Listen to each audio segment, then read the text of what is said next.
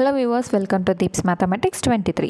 So இந்த வீடியோல Group 4 General Studies INM இருக்கு இல்லைங்களா, Indian National Movement, இந்திய தேசிய இயக்கம்ல தேவையான 10th ஸ்டாண்டர்ட்ல இருக்கக்கூடிய லெசன் 8 நாம படிக்க போறோம். தேசியம், காந்திய காலகட்டம். ஸோ காந்தி வந்து என்னென்ன விஷயங்கள்லாம் செயல்படுத்தியிருக்காரு, என்ன மாதிரி வந்து இயக்கங்கள்லாம் கொண்டு போனார், எப்படி கொண்டு போனார், எந்தெந்த வருடங்கள், அதில் காங்கிரஸோட பங்களிப்பு எப்படி இருந்துச்சு, இவர் காங்கிரஸ் கூட சேர்ந்து எப்படி பணியாற்றினார், ஸோ மற்ற தலைவர்கள் எல்லாமே இவர் கூட வந்து எப்படி இருந்தாங்க, அண்ட் வந்து ஆங்கிலேயர்கள் கூட இவங்களுக்கு என்னென்ன ஒப்பந்தங்கள் வந்து நிகழ்ந்துச்சு, இந்த மாதிரி ஜென்ரலான விஷயங்கள் எல்லாமே இந்த பாடத்தில் நம்ம தெரிஞ்சுக்க போகிறோம். ரொம்பவே ஈஸியான படம் தான், பார்க்க தான் ஒரு மொத்தமாக வந்து ஒரு 14லேருந்து ஒரு 15 பேஜ் இருக்கிற மாதிரி இருக்கும், பட் ஈஸியாக தான் இருக்கும். ஓகேங்க. ஸோ ஃபர்ஸ்ட் வந்து இவர் வந்து என்ன பண்ணுறாங்க, அறிமுகம் வந்து நம்ம ஆல்ரெடி படித்தது தான். இவர் தென்னாப்பிரிக்காவில் தான் ஃபர்ஸ்ட் டைம் வந்து என்ன பண்ணுறாரு, சத்தியாகிரகம் அப்படிங்கிற ஒரு விஷயத்தை மக்கள்கிட்ட வந்து புகுத்தி அவங்களோட கோரிக்கைகள் வந்து வெற்றி அடைய செய்தார் இல்லைங்களா. ஸோ அதை பற்றின ஒரு சின்ன ஒரு அறிமுகம்னு வந்து கொடுத்துருப்பாங்க. இது ஆல்ரெடி நம்ம படித்தது தான், வேறு ஒன்றுமே இல்லை. ஸோ தென்னாப்பிரிக்காவில் தான் ஃபஸ்ட் டைம் இவர் சத்தியாகிரகத்தை வந்து இன்ட்ரடியூஸ் பண்ணாருங்கிற விஷயம் மட்டும்தான். சரிங்களா. சரி, அடுத்து வந்து இங்கே பார்த்தீங்கன்னா காந்தியடிகள் உருவாகிறார். சரிங்களா. ஸோ இவர் வந்து எங்கெங்கே பிறந்தார், குஜராத்தில் போர்பந்த் அப்படிங்கிற இடத்துல ஒரு வசதியான குடும்பத்தில் 1869 அக்டோபர் 2 பிறந்தார் இல்லைங்களா. மோகன்தாஸ் கரம்சந்த் காந்திங்கிறதான் இவரோட முழு பெயர். அவரோட அப்பா பேர் வந்து பார்த்திங்கன்னா காபா காந்தி, அம்மா பேர் வந்து பார்த்திங்க அப்படின்னா புத்லிபாய். ஓகேங்களா. ஸோ இது மட்டும் போதுமானது. அடுத்து வந்து பார்த்திங்கன்னா இவர் வந்து சட்டம் பயில்றதுக்காக எங்கே போகிறாரு, இங்கிலாந்துக்கு வந்து போகிறாரு. சரிங்களா. எப்போ 1888 போகிறாரு. ஸோ 1891 ஜூன் மாதம் வந்து இவர் லாயராக ஆயிடுறாரு, வழக்கறிஞராக வந்து பட்டம் வாங்கிறாரு. ஆனால் இந்தியாவில் வந்து ட்ரை பண்ணும்போது அவருக்கு வந்து சரியான வேலை வந்து கிடைக்கல வழக்கறிஞராக. ஸோ அடுத்து எங்கே போகிறாருன்னு பார்த்திங்கன்னா தென்னாப்பிரிக்காவில் ஒரு குஜராத்தியோட கம்பெனி வந்து இருக்குது. சரிங்களா. அங்கே வந்து ஏதோ நிறைய இஷ்யூஸ், சட்ட உரிமை நிறையா பிரச்சனைகள் இருக்கனால இவங்க வந்து காந்தியை வந்து தேடி வராங்க. அப்போ அவர் அந்த வாய்ப்பை வந்து என்ன பண்ணுறாரு, சரி ஏற்கனவே பம்பாயில் நமக்கு ஒரு வேலையும் கிடைக்கல, ஓகே இதை யூட்டிலைஸ் பண்ணிக்குவோம் அப்படின்னு சொல்லிட்டு காந்தி வந்து இங்கேருந்து அங்கே கிளம்பி போகிறாரு. சரிங்களா. எப்போ கிளம்பி போகிறாருன்னு பார்த்தீங்கன்னா 1893 ஏப்ரல் மாதம் தென்னாப்பிரிக்கா, சவுத் ஆஃப்ரிக்காவுக்கு வந்து கிளம்பி போகிறாரு. சரிங்களா. அங்கே வந்து பார்த்திங்கன்னா இனவெறி நிறையா இருக்குது. சரிங்களா. இப்போ வந்து இந்த ஒப்பந்தத்தின் மூலமாக நாட்டில் இருக்கக்கூடிய பல்வேறு பகுதிகளிலிருந்து மக்கள் வந்து நிறைய இடங்களுக்கு போய் வந்து வேலை பார்ப்பாங்க இல்லைங்களா. ஸோ அந்த மாதிரி வந்து வரக்கூடிய தொழிலாளர்கள்கிட்ட வந்து தலை வரி அப்படின்னு சொல்லிட்டு நிறைய வரி வந்து பிடுங்கிட்டு இருந்திருக்காங்க. அண்ட் வந்து இனவெறி அதிகமாக வந்து இருந்திருக்கு. அப்போ இதெல்லாம் பார்த்து அவர் என்ன பண்ணுறாரு அப்படின்னா, ஓகே இதெல்லாம் நம்ம வந்து முடிச்சு வைக்கணும், நம்மளோட மக்களுக்காக நம்ம இதை முடிச்சு வைக்கணும்னு சொல்லிட்டு தான் தென்னாப்பிரிக்காவில் வந்து பாடுபடுறாரு. ஓகேங்களா. அதில் ஒன்று தான் வந்து சத்தியாகிரகம். ஸோ அவர் அங்கே இருந்த டைமில் தான் இவருக்கு நிறையா புத்தகங்கள் வந்து இவரை ஈர்த்திருக்கு. ஸோ இதெல்லாம் ரொம்ப ரொம்ப முக்கியமானதுங்க. ஸோ என்னென்ன புத்தகங்கள் அப்படின்னு வந்து பார்த்திங்கன்னா காந்தியடிகளுக்கு டால்ஸ்டாய், ஜான் ரஸ்கின் இவங்களோட புத்தகங்கள் எல்லாமே ரொம்ப ஈர்ப்பு வந்து கொடுத்துருக்கு. அதுவும் கடவுளின் அரசாங்கம் உன்னில் உள்ளது, the kingdom of God is within you, இந்த புக்கு யார் எழுதுனது அப்படின்னா டால்ஸ்டாய் வந்து எழுதுனது. அடுத்து அன்டு த லாஸ்ட் அப்படிங்கிறது ஜான் ரஸ்கின் அவரை வந்து எழுதின புக்கு. அடுத்து தாரோ அப்படிங்கிறவரோட சட்ட மறுப்பு புக்கு. ஓகேங்களா. இது எல்லாமே அவரோட உள்ளத்தில் ஒரு பெரும் தாக்கத்தை வந்து ஏற்படுத்தியிருக்கு. ரஸ்கினோட எழுத்துக்களால் காந்தியடிகள் ரொம்பவே வந்து ஈர்க்கப்பட்டிருக்காரு. ஸோ அடுத்து காந்தி என்ன பண்ணுறாருன்னா ஃபீனிக்ஸ் குடியிருப்புங்கிற ஒரு விஷயத்தை உருவாக்குறாரு 1905. டால்ஸ்டாய் பண்ணை அப்படின்னு வந்து 1910 வந்து அவர் என்ன பண்ணுறாரு, நிறுவுறாரு. ஸோ இது எல்லாமே என்னன்னு பார்த்தீங்கன்னா இந்த சத்தியாகிரகத்துக்காக மக்களை வந்து ரெடி பண்ணுறதுக்கு இந்த இடங்கள் வந்து யூஸ் ஆகும் அப்படின்னு சொல்லிட்டு அவர் உருவாக்கியிருக்காரு, பயிற்சி தளமாக இருக்கும் அப்படின்னு வந்து உருவாக்கியிருக்காரு. சரிங்களா. ஸோ அடுத்து வந்து பார்த்திங்கன்னா இது எல்லாமே காந்தி சொன்னது போல் இந்த விஷயங்கள் எல்லாத்தையுமே வந்து என்ன பண்ணுறாரு, ஒரு முடிவுக்கு வந்து கொண்டு வராரு. ஸ்மித்ஸ் காந்தி அப்படிங்கிற ஒப்பந்தத்தின்படி இது எல்லாமே வந்து என்ன ஆகுது, ரத்து செய்யப்படுது. அதாவது ஒப்பந்த தொழிலாளர்கள் மீது விதிக்கப்பட்ட தலைவரி 3 பவுண்ட் வந்து ஒரு தலைக்கு அப்படின்னு சொல்லிட்டு வரியாக வந்து விதிச்சிருக்காங்க. ஸோ அது வந்து இந்த ஸ்மித்ஸ் காந்திங்கிற ஒப்பந்தத்தின்படி என்ன ஆகுது, ரத்து செய்யப்படுது. அவ்வளோதான். ஓகேங்களா. ஸோ அடுத்து இந்தியாவில் காந்தியடிகள் நடத்திய தொடக்க கால சத்தியாகிரகங்கள். ஸோ தென்னாப்பிரிக்காவிலேருந்து காந்தி வந்து இங்கே இந்தியா வந்ததுக்கப்புறம் யாரை தன்னோட அரசியல் குருவாக ஏற்றுக்கிறாருன்னு பார்த்திங்கன்னா கோபாலகிருஷ்ண கோகலே. ரொம்ப ரொம்ப ரொம்ப ரொம்ப முக்கியமான ஒரு கொஷின். சரிங்களா.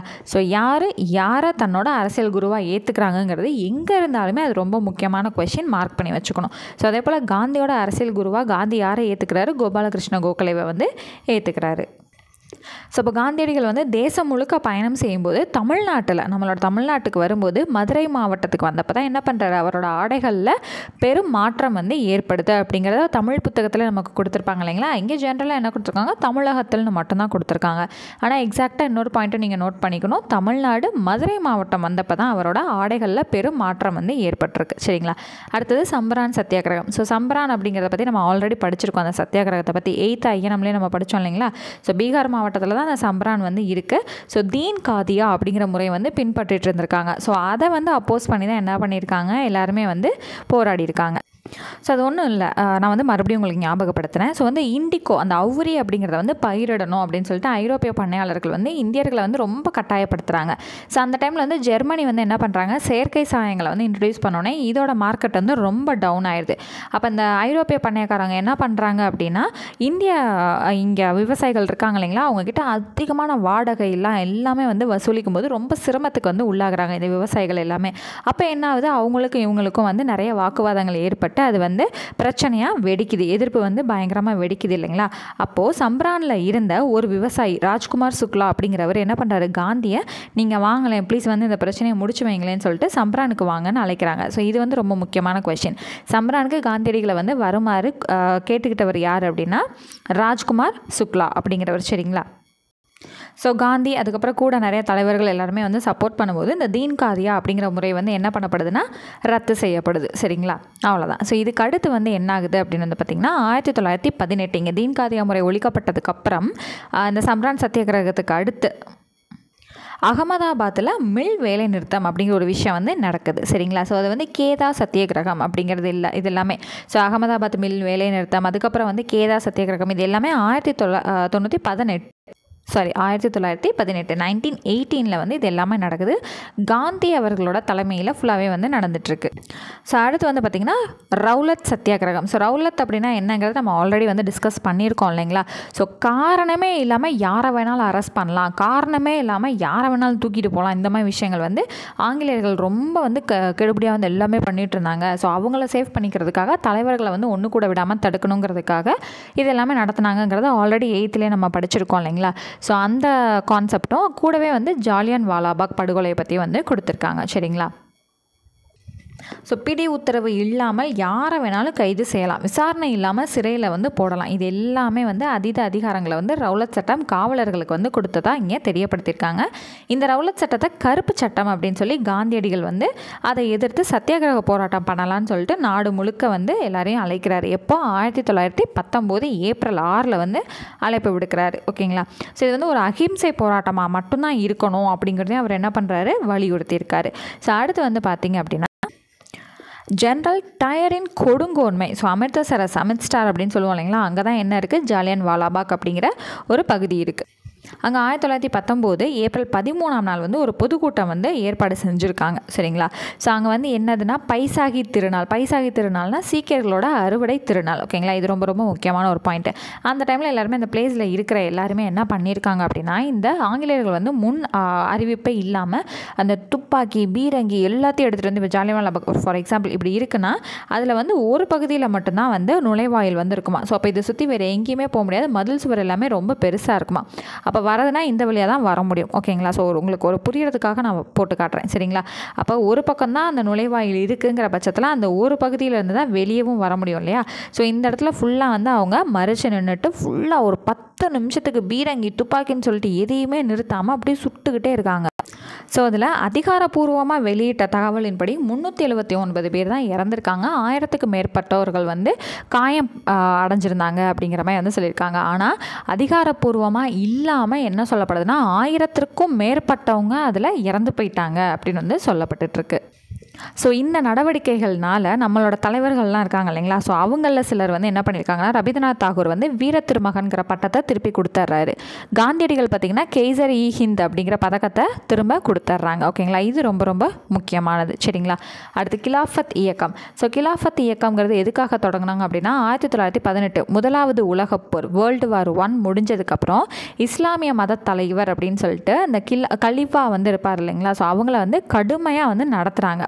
சரிங்களா. ஸோ அதை எதிர்த்து தான் வந்து என்ன பண்ணுறாங்க, இங்கே கிலாஃபத் இயக்கம் அப்படிங்கிறது ஒன்று உருவாக்குறாங்க. ஸோ அலி சகோதரர்கள், மௌலானா முகமது அலி, மௌலானா சௌகத் அலி, இவங்க 2 பேரும் சேர்ந்து தான் என்ன பண்ணுறாங்க, இந்த இயக்கத்தை தொடங்கி இவங்களோட தலைமையில் நடத்துகிறாங்க. ஸோ இந்த இயக்கத்துக்கு காந்தியடிகள் என்ன பண்ணுறாரு, ஆதரவு தெரிவிக்கிறாரு. ஓகேங்களா. ஏன்னா இந்து முஸ்லீம் இருவருமே வந்து ஒன்றா இருக்கணுங்கிறதுக்காக காந்தியடிகள் என்ன பண்ணுறாரு, அதுக்கு வந்து ஆதரவு அளிக்கிறாரு. ஸோ இந்து முஸ்லீமை இணைக்கிறதுக்கு இந்த வந்து ஒரு நல்ல வாய்ப்பாக இருக்கும் அப்படின்னு சொல்லி காந்தி வந்து நினைக்கிறாரு. சரிங்களா. 1919 நவம்பர் மாதம் டெல்லியில் வந்து அகில இந்திய கிலாஃபத் இயக்க மாநாடு வந்து நடத்த போகிறதா வந்து அறிவிச்சிருக்காங்க. அதுக்கு வந்து யார் வந்து தலைமை ஏற்றுக்கிறான்னா, காந்தி வந்து தலைமை ஏற்றுக்கிறேன் அப்படின்னு சொல்லிட்டு அவர் போய் வந்து நடத்தி வைக்கிறாரு. ஸோ அதில் வந்து 3 வந்து ஒரு முக்கியமான விஷயங்களை வந்து முன்மொழிகிறாங்க. ஒன்று அல்லாஹூ அக்பர், வந்தே மாதரம், இன்னொன்று வந்து இந்து முஸ்லீம் வாழ்க அப்படிங்கிற 3 தேசிய முழக்கங்களை முன்மொழிகிறாங்க. யார் முன்மொழிஞ்சாங்க அப்படின்னா, சௌகத் அலி அப்படிங்கிறவர் வந்து முன்மொழிகிறாரு. அதை காந்தி வந்து ஆதரிச்சிருக்காரு. சரிங்களா. ஸோ இது வந்து ரொம்ப ரொம்ப முக்கியமானது. ஸோ அந்த கிலாஃபத் இயக்கமும் காந்தியோட ஒத்துழையாமை இயக்கம் 1920 ஆகஸ்ட் மாதம் வந்து என்ன பண்ணுறாங்க, அதை அப்ரூவ் பண்ணிக்கிறாங்க. ஸோ அதை வச்சு எல்லாமே என்ன பண்ணுறாங்க அப்படின்னா, ஒத்துழையாமை இயக்கத்தை ஆரம்பிக்கிறாங்க. ஆரம்பித்ததான் 1920 ஆகஸ்ட் மாதங்க. அந்த கிலாஃபத் இயக்கம் வந்து ஒத்துழையாமை இயக்கத்தை ஏற்றுக்கொள்கிறாங்க. ஸோ மேக்ஸிமம் எல்லாருமே ஏற்றுக்கிட்டதுக்கப்புறம் வந்து ஆரம்பிக்கப்படுது. சரிங்களா. ஸோ அடுத்து வந்து பார்த்திங்க அப்படின்னா, காந்திக்கு இந்திய தேசிய காங்கிரஸ் இயக்கம் இருக்குது இல்லைங்களா. ஸோ அவங்க வந்து என்ன பண்ணுறாங்க, ஒத்துழையாமை இயக்கத்துக்கு 1920 டிசம்பர் மாதம் அப்ரூவல் வந்து கொடுத்துட்றாங்க. ஓகே நீங்கள் பண்ணுங்க அப்படின்னு சொல்லிட்டு அப்ரூவல் கொடுக்குறாங்க. அடுத்தது வந்து பார்த்திங்கன்னா, வரிகொடா இயக்கம் மற்றும் சௌரி சௌரா சம்பவம். ஸோ இது வந்து பார்த்திங்கன்னா 1922 பிப்ரவரி மாதம் பர்தோலி அப்படிங்கிற ஏரியாவில் வரிகொடா இயக்கம் பிரச்சாரத்தை காந்தி வந்து அறிவிக்கிறாரு. அடுத்து வந்து கீழே வந்து பார்த்திங்க அப்படின்னா 1922 பிப்ரவரி மாதம் 5ஆம் நாள் வந்து உத்தரப்பிரதேசம், இப்போ இருக்கக்கூடிய உத்தரப்பிரதேசம் கோரக்பூர் அப்படிங்கிற ஏரியாவுக்கு பக்கத்தில் சௌரி சௌரா அப்படிங்கிற கிராமம் வந்து இருக்குது. அங்கே வந்து என்னென்னா ஒரு பேரணி வந்து நடத்திட்டு போகும்போது காவல்துறையினர் வந்து என்ன பண்ணுறாங்க அப்படின்னா, நிறையா வந்து கோபம் ஊட்டுற மாதிரி நடவடிக்கைகளில் ஈடுபடும் போது இங்கே பேரணி வகுத்து போயிட்டுருக்காங்க இல்லைங்களா, இந்த மக்கள்களுக்கும் காவல்துறையினருக்கும் என்ன ஆகுதுன்னா வன்முறை வந்து வெடிக்குது. அப்போ அங்கே இருந்த 22 காவலர்கள் வந்து என்ன பண்ணுறாங்க, நல்லா கோபமாக்கி விட்டு அதை வன்முறையாகவும் மாற்றி விட்டுட்டு அடுத்து என்ன பண்ணுறாங்க, ஓடி போய் போலீஸ் ஸ்டேஷனில் கதவெல்லாம் பூட்டி சேஃபாக இருக்கோம்ப்பா அப்படின்ட்டு உள்ளே போயிருக்காங்க. அப்போ இந்த கோபம் அடைந்த மக்கள் என்ன பண்ணுறாங்க அப்படின்னா, போலீஸ் ஸ்டேஷனுக்கே தீயை வச்சு கொளுத்தி விட்டு 22 காவலர்களை வந்து என்ன பண்ணிடுறாங்க, உயிரிழக்க வச்சிடுறாங்க. ஸோ அப்போ உடனே காந்தியடிகள் என்ன பண்ணிடுறாரு, அந்த இயக்கத்தை திரும்ப பெற்றாரு. ஓகேங்களா. இதான் வந்து சௌரி சௌரா சம்பவம் அப்படிங்கிறது. அடுத்து வந்து சுயராஜ்ய கட்சியினர். ஸோ காங்கிரஸ் கட்சி வந்து என்ன ஆகுது, இதுக்கு இடையிலலாம் ரெண்டாக வந்து உடையுது. என்னன்னு பார்த்தீங்கன்னா, ஒன்று மாற்றத்தை விரும்புபவர்கள், இன்னொன்று மாற்றத்தை விரும்பாதவர்கள். ஸோ மாற்றத்தை விரும்புபவர்கள்னால் என்னென்னா, அரசியலெல்லாம் ரொம்ப வந்து ஒரு ஃபோர்ஸாக உள்ளே போய் நம்ம வந்து சட்டப்பேரவைகளெல்லாம் இடத்தை பிடிக்கணும், அந்த மாதிரி வந்து ரொம்ப ஃபோர்ஸாக வந்து இருந்திருக்காங்க. ஸோ இவங்க எல்லாருமே என்னென்னு சொல்கிறாங்க, மாற்றத்தை விரும்பியவர்கள்னு வந்து சொல்கிறாங்க.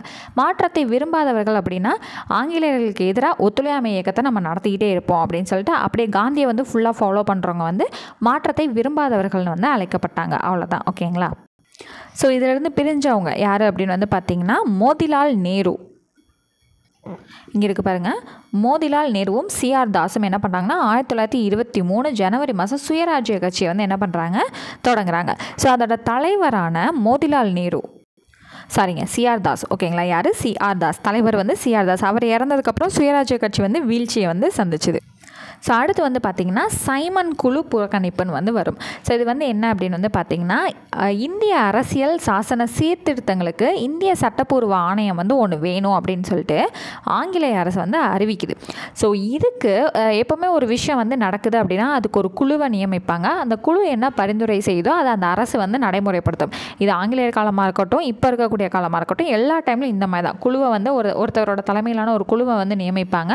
அவங்க சொல்கிற பரிந்துரைகளை வந்து ஏற்றுக்குவாங்க. சிலதை வேணாம், மாற்றம் வந்து செஞ்சுட்டு வாங்கன்னு இந்த மாதிரி அமுச்சு விடுவாங்க இல்லைங்களா. ஸோ அப்போது இந்திய அரசியல் சாசன சீர்திருத்தங்களுக்கு என்ன பண்ணுறாங்க, ஒரு குழுவை நியமித்து செய்யணும் அப்படின்னு சொல்லிட்டு ஆங்கிலேய அரசு வந்து அறிவிக்குது. அடுத்து அவங்களே என்ன பண்ணுது, சைமன் அப்படிங்கிறவரை வந்து தலைவர், யாருன்னு பார்த்தீங்கன்னா சார் ஜான் சைமன் அப்படிங்கிறவரை அந்த குழுவுக்கு தலைவராக போட்டு அவருக்கு கீழே ஒரு 7 உறுப்பினர்களையும் வச்சு அனுப்பிச்சு என்ன பண்ணுறாங்க, பிரிட்டன்லேருந்து அனுப்புகிறாங்க. ஸோ அப்போது இந்தியர்களுக்கு வந்து என்ன ஆகுதுன்னா ஒரு கோபம் வருது. என்னடா இது, இந்த குழுவில் ஒரு இந்தியர் கூட இல்லை, எல்லாமே வெள்ளையர்களாகவே இருந்திருக்காங்க, அப்போ நம்மளோட மாற்றத்துக்கு நம்மால் ஒருத்தர் கூட இருக்கக்கூடாதா அப்படின்னு சொல்லிட்டு ரொம்ப கோபம் அடைஞ்சு சைமன் குழு வந்து எங்கே வந்தாலும் கருப்பு கொடி அது இதுன்னு காட்டி கோஷம்லாம் இட்டு சைமனை திரும்பிப்போ அப்படின்லாம் முழக்கம்லாம் இட்டு அதுக்கு வந்து எதிர்ப்பு வந்து தெரிவிக்கிறாங்க. அப்போ இந்த இதில் வந்து இந்த எதிர்ப்பில் லாலா லஜபதி ராய் இருக்கார் இல்லைங்களா, அவரை வந்து ரொம்ப மோசமாக தாக்கிடுறாங்க. இப்போ ஒரு கூட்டம் நடக்குது அப்படின்னா அங்கே தடியடி நடத்தி தள்ளி விடுவாங்க இல்லைங்களா, அந்த மாதிரி தடியடி நடத்தும்போது லாலா லஜபதி ராய் மேலே நிறைய தாக்குதல் வந்து நடந்துருது. அந்த கொஞ்ச நாளே அவர் என்ன ஆயிடுறாரு, உயிரிழந்துடுறாரு இந்த பிரச்சனைனாலேயே. ஓகேங்களா.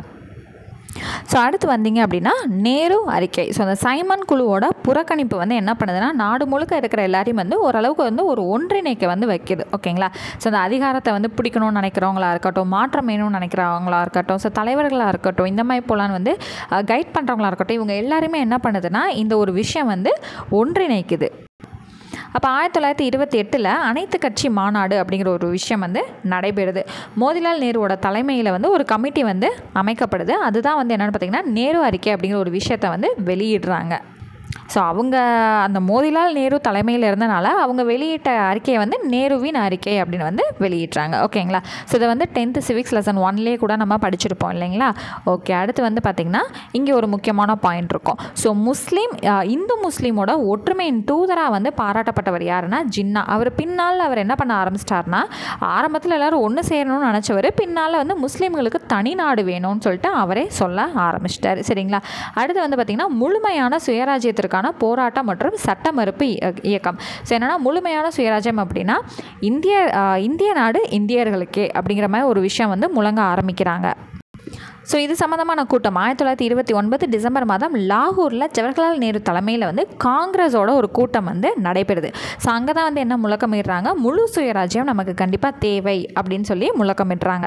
அப்போ முழு சுதந்திர நாளாக எதை அறிவிக்கிறாங்கன்னா ஜனவரி 26, 1930. அந்த ஜனவரி 26ங்கிறது நமக்கு எங்கேருந்தே ஆரம்பிச்சிருச்சு, 1930 நமக்கு ஸ்டார்ட் ஆயிடுச்சு. ஓகேங்களா. ஸோ அதை தான் வந்து முழு சுதந்திர திருநாளாக வந்து அறிவிக்கப்பட்டிருக்காங்க. சரிங்களா. ஸோ இந்த டைம்லேருந்து என்ன பண்ணுறாங்க, வரிகொடா இயக்கம், சட்ட மறுப்பு, நீ என்ன சட்டம் வேணால் போடு, அதை நான் வந்து ஏற்றுக்க மாட்டேன், நீ என்ன வரி வேணாலும் கேளு, நான் கொடுக்க மாட்டேன். ஸோ இந்த மாதிரி விஷயங்கள், ஸோ அந்த பிரிட்டிஷ் கவர்மெண்ட் கூட நம்ம ஒத்துழைக்கக்கூடாது அப்படிங்கிற மாதிரி விஷயங்கள் எல்லாமே வந்து செய்கிறாங்க.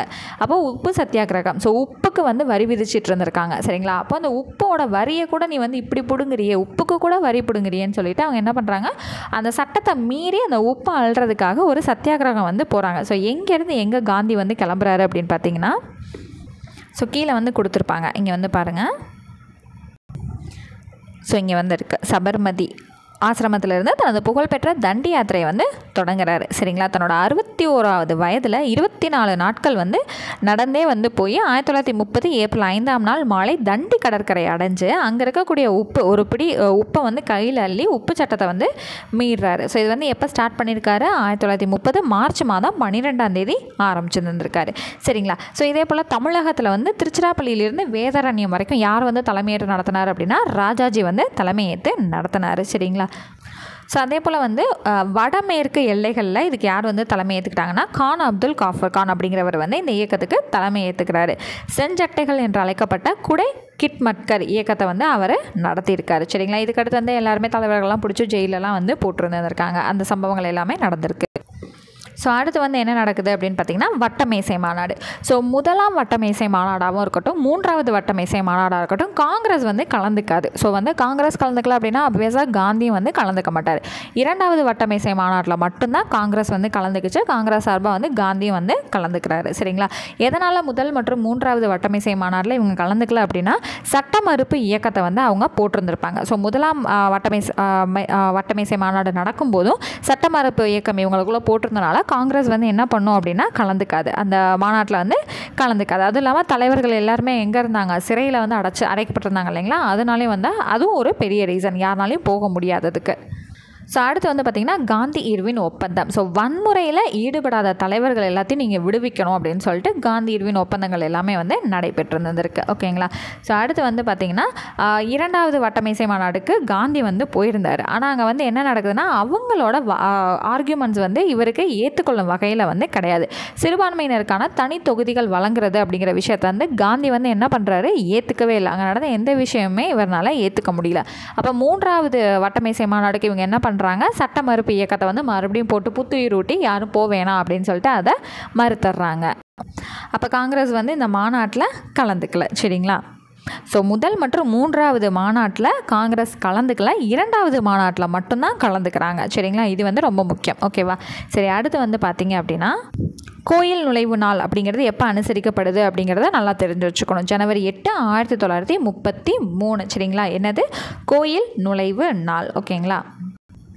ஸோ அடுத்து வந்து நம்ம தெரிஞ்சுக்க வேண்டியது என்ன அப்படின்னு பார்த்தீங்கன்னா இங்கே இருக்குது. 1925ஆம் ஆண்டு கான்பூர் அப்படிங்கிற ஏரியாவில் அகில இந்திய பொது உடைமை மாநாடு அப்படிங்கிறத நடத்தியிருக்காங்க. அதுக்கு சிங்காரவேலர் வந்து தலைமை உரை ஆற்றியிருக்காரு. சரிங்களா. அடுத்து இங்கே வந்து கீழே ஒரு முக்கியமான பாயிண்ட், அகில இந்திய தொழிலாளர்கள் மற்றும் விவசாயிகளின் கட்சி எப்போ நிறுவப்பட்டிருக்கு? 1928 வந்து நிறுவப்பட்டிருக்கு. அடுத்து வந்து பார்த்திங்கன்னா 1924 இந்துஸ்தான் குடியரசு இராணுவம் HRA அப்படிங்கிறது எங்கே உருவாக்கியிருக்காங்க? கான்பூரில் வந்து உருவாக்கியிருக்காங்க. ஸோ இதெல்லாமே ரொம்ப முக்கியமான பாயிண்ட்ஸ். ஸோ அடுத்து வந்து பார்த்திங்க அப்படின்னா 1935ஆம் ஆண்டு இந்திய அரசு சட்டத்தின் கீழ் அமைந்த முதல் காங்கிரஸின் அமைச்சரவைகள். ஸோ சட்ட மறுப்பு இயக்கம்லாம் நிறையா நடந்துச்சு இல்லைங்களா, அதோட வெளிப்பாடாக 1935ஆம் ஆண்டு இந்திய அரசு சட்டம் வந்து ஒன்று வந்திருக்கு. அப்போ 1937 வந்து என்ன பண்ணியிருக்காங்கன்னா தேர்தல்கள் எல்லாமே வந்து அறிவிக்கப்பட்டிருக்கு. சரிங்களா. ஸோ இப்போ 1935 இந்திய அரசு சட்டங்கிறது அமல்படுத்தப்பட்டு 1937 தேர்தல்கள் வந்து நடத்தலாம் அப்படின்னு சொல்லிட்டு வெளியிட்டிருக்காங்க. அதில் காங்கிரஸ் வந்து 11 மாகாணத்தில் போட்டியிட்டு 7 மாகாணங்களில் காங்கிரஸ் வந்து வெற்றி பெற்றது. ஆனால் 8 மாகாணங்களில் அவங்க ஆட்சி அமைக்கிறாங்க. எப்படி அப்படின்னா ஒரு இடத்துல வந்து கூட்டணி வந்து போட்டு மொத்தமாக 8 இடங்களில் வந்து என்ன பண்ணியிருக்காங்க? ஆட்சி அமைச்சிருக்காங்க. சரிங்களா. ஸோ இப்படி வின் பண்ணவங்க ஒரு இடத்துல என்ன பண்ணுறாங்க? ரிசைன் பண்ணிடுறாங்க. எதனால் அப்படின்னு வந்து பார்த்திங்கன்னா 1939 இரண்டாவது உலகப்போர் வந்து வருது. அந்த டைமில் இந்தியாவை வந்து என்ன பண்ணுறாங்க? காங்கிரஸ் கிட்ட வந்து டிஸ்கஸே பண்ணாமல் இந்திய வீரர்களையும் வந்து என்ன பண்ணுறாங்க? போரில் கலந்துக்க வைக்கிறாங்க. அப்போ என்ன ஆகுறாங்க அப்படின்னா என்னடா இவங்க நம்மள்ட்ட கலந்துக்க கூட இல்லையேன்னு சொல்லிட்டு அதை எதிர்க்கிற விதமாக காங்கிரஸ் அமைச்சரவை வந்து என்ன பண்ணுது? பதவி விலகல் வந்து செஞ்சிடறாங்க. ஸோ ஜின்னா என்ன பண்ணுறாரு? 1940 எங்களுக்கு தனி நாடு வேணும், முஸ்லீமுக்கு தனி நாடு வேணும்னு வந்து வலியுறுத்துறாரு. இந்த பாயிண்ட் ஆல்ரெடி நம்ம பார்த்தோம் இல்லைங்களா. அடுத்தது ஸோ இரண்டாவது உலக போரின் போது காந்தியடிகளோட வேட்பாளரான பட்டாபி சீதாராமையாவை வந்து சுபாஷ் சந்திர போஸ் வந்து தோக்கடிச்சு 1939 காங்கிரஸ் தலைவராக சுபாஷ் சந்திர போஸ் வந்து வராரு. ஆனால் சுபாஷ் சந்திர போஸோட ஒரு விஷயத்தையுமே வந்து காந்தி வந்து ஏற்றுக்கல. அதனால் அந்த பதவியிலேருந்து அவர் விலகி போயிட்டு ஃபார்வர்ட் பிளாக் அப்படிங்கிற கட்சியை சுபாஷ் சந்திர போஸ் வந்து உருவாக்குறாரு. இது ரொம்ப ரொம்ப முக்கியமானது. ஃபார்வர்ட் பிளாக்குங்கிற கட்சியை உருவாக்குனவர் சுபாஷ் சந்திர போஸ். ஓகேங்களா. அடுத்தது வெள்ளையனே வெளியேறு இயக்கத்துக்கு வந்து வழிவகுத்த நடவடிக்கைகள் அப்படின்னு சொல்லிட்டு நம்ம பார்க்க போகிறோம். ஸோ கிரிப்ஸ் தூதுக்குழு அப்படிங்கிறதான் வந்து முக்கியமாக ஒரு காரணமாக வந்து இருந்திருக்கு. ஸோ வழக்கம் போல் இந்த தூதுக்குழுவை அனுப்புனது யார் அப்படின்னா பிரிட்டன் தான். 1942 மார்ச் 22ஆம் நாள் வந்து அனுப்புகிறாங்க. ஸோ இவங்க கூட நடந்த பேச்சுவார்த்தை வந்து எதுவுமே செட் ஆகலை. ஸோ இப்போ அடுத்து என்ன நடக்குது அப்படின்னு வந்து பார்த்திங்கன்னா செய் அல்லது செத்து மடி அப்படிங்கிற காந்தியடிகள் வந்து ஒரு முழக்கத்தை உருவாக்குறாரு. சரிங்களா. ஸோ கிரிப்ஸ் தூதுக்குழுவோட பேச்சுவார்த்தை வந்து ரொம்ப ஏமாற்றத்தை வந்து கொடுக்குது. சரியா. ஸோ அப்போ இதோட விளைவாக வந்து என்ன ஆகுது அப்படின்னு வந்து பார்த்திங்கன்னா செய் அல்லது செத்து மடி அப்படிங்கிற முழக்கம் வந்து ரொம்ப வந்து அப்படியே போய்கிட்டே இருக்குது. வெள்ளையனே வெளியேறு இந்தியா குவிட் இந்தியா மூமெண்ட்டும் இந்த செய் அல்லது செத்து மடி டூ ஆர் டை அப்படிங்கிறது ரொம்ப அப்படியே காட்டுத்தீமாய் பரவுது. ஸோ இது எல்லாமே வந்து போயிட்டு இருந்த சமயத்தில் சுபாஷ் சந்திர போஸ் வந்து என்ன பண்ணுறாருனா காங்கிரஸ்லேருந்து வெளியேறி போனார் இல்லைங்களா, அவர் வந்து வீட்டுக்காவலில் வைக்கப்பட்டிருக்காரு. அப்போ பிரிட்டிஷை வந்து எதிர்த்து வந்து நம்ம போராடணுன்றதுக்காக அவரோட எதிரிகளோட கைகோர்க்கலாம் அப்படின்னு சொல்லிட்டு அவர் பிளான் பண்ணியிருக்காரு. ஆனால் என்ன ஆயிடுது அப்படின்னா அந்த சோவியத்து கூட தான் ஃபஸ்ட்டு வந்து இது பண்ணலான்னு பிளான் பண்ணியிருக்காரு. ஆனால் சோவியத் வந்து மறுபடியும் இவங்க கூட ஜாயின் அடித்தனால அவர் நேராக எங்கே போயிறாருனா ஜெர்மனிக்கு போயிறாரு. ஸோ ஜெர்மனிலேருந்து ஒரு நீர்மூழ்கி கப்பல் எடுத்துக்கிட்டு அங்கே அடுத்து எங்கே போகிறாரு அப்படின்னா ஜப்பானை நோக்கி போகிறாரு. ஸோ அங்கேருந்து இந்திய தேசிய இராணுவத்தை உருவாக்குறாங்க. ஸோ வந்து அதை கண்ட்ரோல் பண்ணி ஃபஸ்ட்டு உருவாக்குனவர் வந்து யாருன்னா மோகன் சிங் வந்து உருவாக்குறாரு. அங்கே போய் வந்து 3 படைகளாக வந்து சுபாஷ் சந்திர போஸ் என்ன பண்ணுறாரு அப்படின்னா அதை ஒரு மறுசீரமைக்கிறாரு. என்னென்ன படைகள் அப்படின்னு வந்து பார்த்தீங்க அப்படின்னா கேப்டன் லக்ஷ்மி செகல் அவங்களும் மோகன் சிங்கும் வந்து உருவாக்கி நடத்திட்டு இருக்கிறத காந்தி பிரிகேட், நேரு பிரிகேட், பெண்கள் பிரிவில் ராணி லக்ஷ்மிபாய் பிரிகேட் அப்படின்னு சொல்லிட்டு 3 பிரிவுகளாக வந்து சுபாஷ் சந்திர போஸ் அதாவது மோகன் சிங்கும் கேப்டன் லக்ஷ்மி செகலும் வந்து உருவாக்கி நடத்திட்டு இருக்க அந்த ஆர்மியை இந்தியன் நேஷ்னல் ஆர்மி INA அப்படின்னு இருக்கு இல்லைங்களா, அதை இவர் என்ன பண்ணியிருக்காரு 3 பிரிவுகளாக வந்து சீரமைச்சிருக்காரு. அவ்வளோதான். ஓகேவா. அடுத்து வந்து சிங்கப்பூரில் வந்து ஒரு தற்காலிக அரசாங்கத்தை ஒரு சும்மா நார்மலாக டெம்பரவரியான ஒரு கவர்மெண்ட்டை வந்து உருவாக்கி இவர் நடத்தியிருக்காரு எங்கே சிங்கப்பூரில். சரிங்களா. ஸோ அங்கே தான் என்ன ஒரு முழக்கத்தை இவர் கொடுக்குறாரு, தில்லிக்கு புறப்படாத தில்லி சலோ அப்படின்னு சொல்லிட்டு. இதுக்கு வந்து ஒரு டாக்குமெண்ட்ரி ஃபில்மே வந்திருக்கோங்க, அமேசான் ப்ரைமில் வந்து இருக்கும். சூப்பராக வந்து கொடுத்துருப்பாங்க. ஸோ இவர் எப்படி அதை வந்து உருவாக்குனாங்க, அந்த ஆர்மியை வந்து எப்படி உருவாக்குனாங்க, அதை எப்படி பர்மா வழியாக எப்படி இந்தியாவுக்கு வந்து வர வைக்கலாங்கிற பிளான் போட்டாங்க, அந்த வீரர்கள் எல்லாருமே எப்படி வந்தாங்க. ஸோ இந்தியாவுக்குள்ளே வரதுக்கு முன்னாடியே என்ன ஆயிடுது அப்படின்னா, இந்த பிரிட்டிஷ்காரங்க ஃபுல்லாக அவங்கள ஒட்டு மொத்தமாக அந்த ட்ரெயினில் பாம்பு வச்சு கொள்வது, அடுத்து வந்து தப்பிச்சவங்க எல்லாத்தையுமே வந்து சுட்டு கொள்வது, காட்டுக்குள்ளே இருந்தவங்களெல்லாம் தேடி பிடிச்சி கொள்வது, இந்த மாதிரி விஷயங்கள் எல்லாமே சூப்பராக வந்து காமிச்சு தந்திருப்பாங்க. என்னங்க கொன்னதை சூப்பராக காமிச்சிருப்பாங்கன்னு சொல்கிறீங்களான்னா, அவங்களோட பிளானிங், அவங்க எப்படி அதை உருவாக்குனாங்க, எப்படி செயல்படுத்தணும்னு நினச்சாங்க, ஆனால் அதை எப்படி செயல்படுத்த முடியாமல் போய் முடிஞ்சிருச்சுங்கிற மாதிரி விஷயங்கள் எல்லாமே வந்து நல்ல ஒரு உணர்வு பூர்வமாக வந்து காமிச்சு தந்திருப்பாங்க. டைம் இருக்க சமயத்தில் எல்லோரும் பார்த்தீங்கன்னா அதோட ஈடுபாடு வந்து உங்களுக்கும் கிடைக்கும். அந்த ஈடுபாடு எதுக்கு உதவுனா, இந்த பாடங்களை படிக்கிறதுக்கு நமக்கு கொஞ்சம் உதவும். சரிங்களா. சரி, அடுத்து வந்தோம்னா வேவல் திட்டம் 1945ஆம் ஆண்டு ஜூன் 14ஆம் நாள் வந்து வேவல் திட்டம் அப்படிங்கிறத அறிவிக்கிறாங்க. ஸோ அந்த திட்டங்கள் அது எப்போ அறிவிச்சாங்கங்கிற விஷயங்களை தெரிஞ்சுக்கிட்டால் போதுமானது. ஓகேங்களா. ஸோ அடுத்து வந்தோன்னா, ஸோ பிரிட்டனில் வந்து தொழிற்கட்சி அப்படிங்கிற கட்சி வந்து என்ன பண்ணுறாங்கன்னா மிகப்பெரிய வெற்றி வந்து அடைகிறாங்க. அப்போ வந்து இருக்கக்கூடிய மற்ற கவர்மெண்ட் எல்லாத்தையுமே அவங்க மாற்றி அமைக்கணும் அப்படின்னு வந்து ஒரு முடிவுக்கு வராங்க. அப்போ இந்தியாவுக்கு ஒரு தூதுக்குழுவை வந்து அனுப்புகிறாங்க. அப்போ பாகிஸ்தான் அப்படிங்கிறது எங்களுக்கு தனி நாடாக வேணும், உருவாக்கி கொடுக்கணும் அப்படிங்கிற மாதிரி கோரிக்கைகள் எல்லாத்தையுமே இந்த குழு என்ன பண்ணுதுன்னா நிராகரிச்சிடுது. முடியாது, இந்துஸ்தான் அப்படிங்கிறது அப்படியே தான் இருக்கணும் அப்படின்னு சொல்லிட்டு அவங்க முடிச்சிடுறாங்க. ஸோ அடுத்து வந்தீங்க அப்படின்னா, ஜின்னா என்ன பண்ணுறாரு அப்படின்னா நேரடி நடவடிக்கை நாள் அப்படின்னு சொல்லிட்டு ஒரு நாளை வந்து அறிவிக்கிறாரு. அது என்னதுன்னு பார்த்தீங்கன்னா ஆகஸ்ட் 16, 1946 ஜின்னா வந்து நேரடி நடவடிக்கை நாள் அப்படிங்கிறத அறிவிக்கிறாரு. ஆர்ப்பாட்டங்கள், கடையெடுப்பு, மோதல், அதுன்ட்டு நிறையா மாவட்டங்கள் முழுதும் வந்து நடக்குது. நவஹாலி மாவட்டம் வந்து ரொம்ப மோசமாக வந்து பாதிக்கப்பட்டிருக்கு. ஸோ எல்லாமே கட் பண்ணி அடுத்து இது ஒரு கண்டினியூட்டி இல்லாமல் இங்கேருந்து அங்கே அங்கேருந்து இங்கே தவுங்கிற மாதிரி தாங்க இருக்கும். முக்கியமான நிகழ்வுகள் மட்டும்தான் நமக்கு இங்கே கொடுத்துருப்பாங்க. சரிங்களா.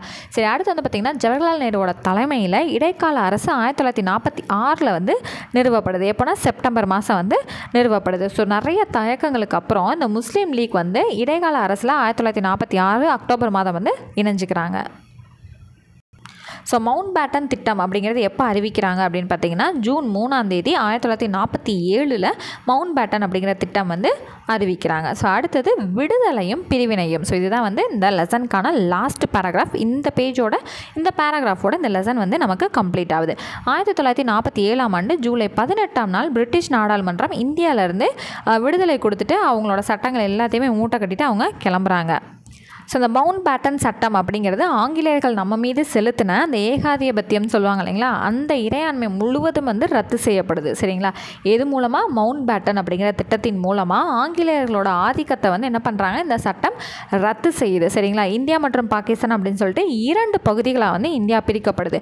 ஸோ எதனால் அப்படின்னா நிறைய வந்து சம்பவம்லாம் நடந்திருக்குங்க. ஒரு ரயில் வண்டி நிறையா அந்த சைடு இருக்க மக்களை கொன்று குவிச்சு இவங்க இங்கிட்டு அனுப்புறதும், இங்கிட்டு இருக்க மக்களை கொன்று குவிச்சு இவங்க அங்கிட்டு அனுப்புறதும் நிறைய விஷயங்கள் நடந்திருக்காங்க. அந்த மாதிரி விஷயங்கள் வந்து புத்தகத்துலலாம் கொடுக்கல.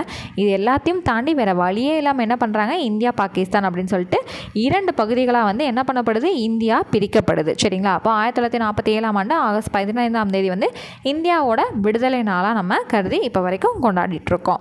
ஆனால் அந்த டைமில் நிறைய இந்தியர்களும் சரி, அந்த சைடு இருந்த முஸ்லீம்களும் சரி நிறையா கொல்லப்பட்டிருக்காங்க. அப்போ எல்லாருமே நம்ம நாட்டினராக தானே இருந்தாங்க. அதுக்கப்புறம் தான் வந்து என்ன பண்ணியிருக்காங்க, பிரிச்சிருக்காங்க. ஓகேங்களா.